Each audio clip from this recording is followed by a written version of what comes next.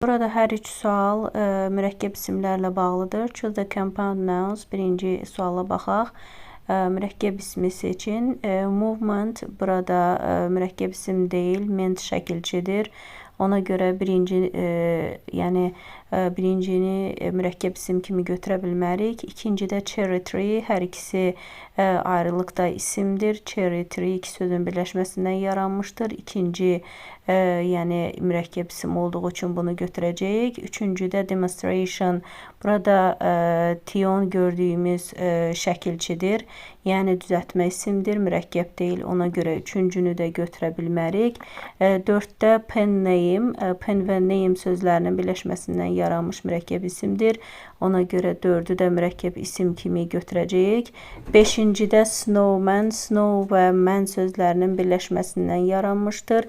Beşinci də mürəkkəb isimdir. Ona görə də bunu da mürəkkəb isim kimi götürəcəyik. Altıncıda friendship, ship burada şəkilçidir, gəmi sözü deyil.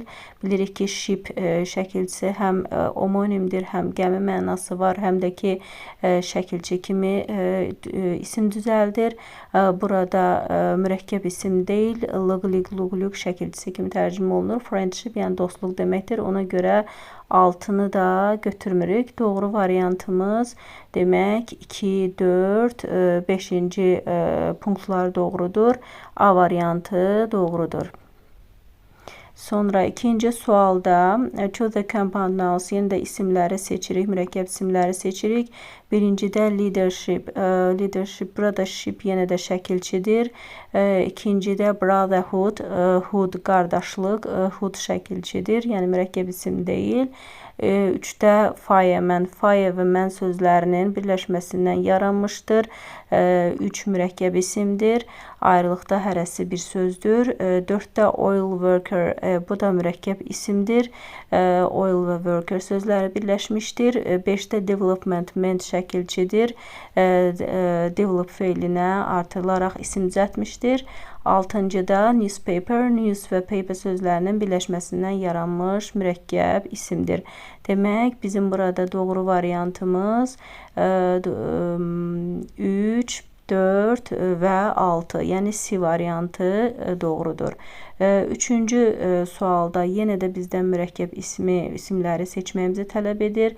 A variantında schoolmate, friendship, seashore. Burada friendship mürəkkəb isim deyil, düzəltmə sözdür. Ona görə götürə bilmərik. B variantında newspaper, fireplace, kingdom.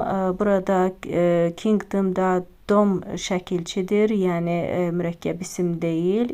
C variantında oil field, butterfly, headache. Demək, burada hər biri mürəkkəb isimdir. Oil field, butterfly, headache kimi sözlərin birləşməsindən yaranmışdır. Demək, doğru variantımız C variantıdır.